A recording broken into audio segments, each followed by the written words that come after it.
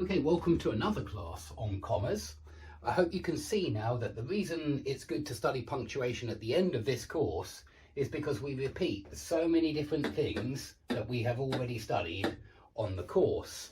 And even the interruptions, actually, these are things we have studied on the course. So firstly, guys, the noun of direct address. This is such an important comma.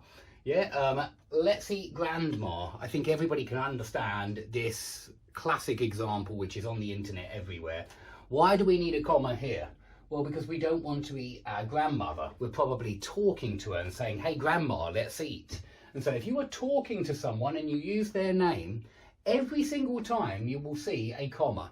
This is one of the strictest commas that editors obey. And what I mean is writers never miss it out. It's always there. It's not like, you know, the main clause, comma, fanboy's main clause. Sometimes writers miss that one. They very often do, in fact. And the same with sub, comma, main. Sometimes writers miss that one. They very often do. But they never miss commas for lists. And they never miss comma for the noun of direct address. Here is a sentence from 1984. You haven't a real appreciation of Newspeak, Winston. Yeah, and of course, Winston is who O'Brien is talking to.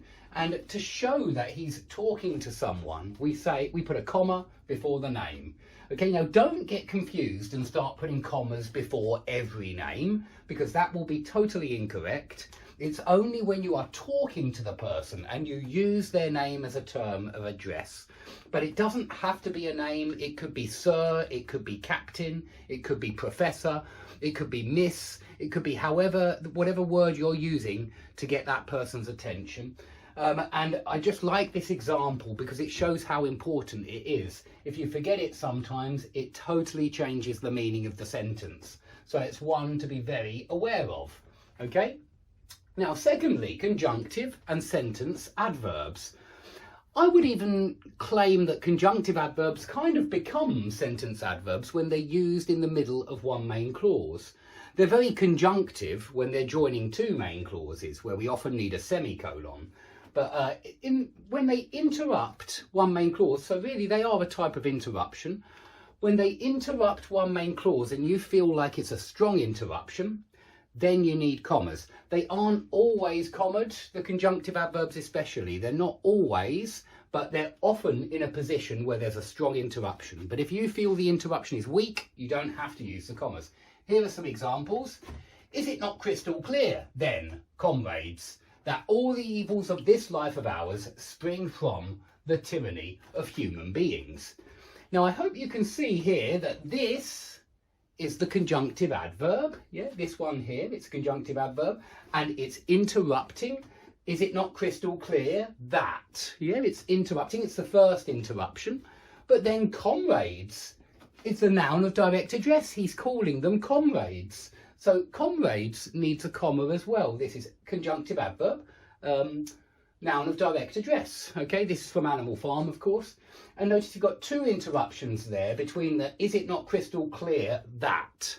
Okay, so you can have two interruptions. You can have three or four, certainly. Okay, let's keep going. Here's another example.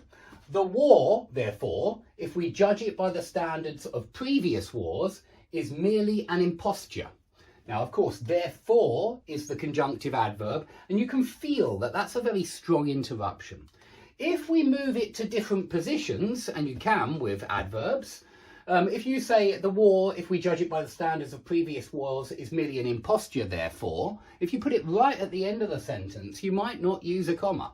But in this position, between the subject and the verb, look, you've actually got an interrupting subordinate clause there as well, then we need commas around therefore. Okay, he looked upon me, however, with some degree of severity. Okay, so here, I think it's from Frankenstein, however interrupts the main clause. He looked upon me, however, with some degree of severity. Yeah, but some writers might miss that if they feel like it's a weak interruption. Some writers, yeah, might miss that if it's a weak interruption. Okay, appositives we've certainly done a few times.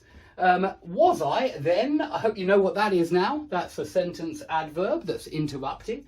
or a conjunctive adverb that's interrupting. There's not a firm border between conjunctive adverbs and sentence adverbs. They're both kind of comments from the narrator. And for that reason, I kind of lump them together. I hope you don't mind.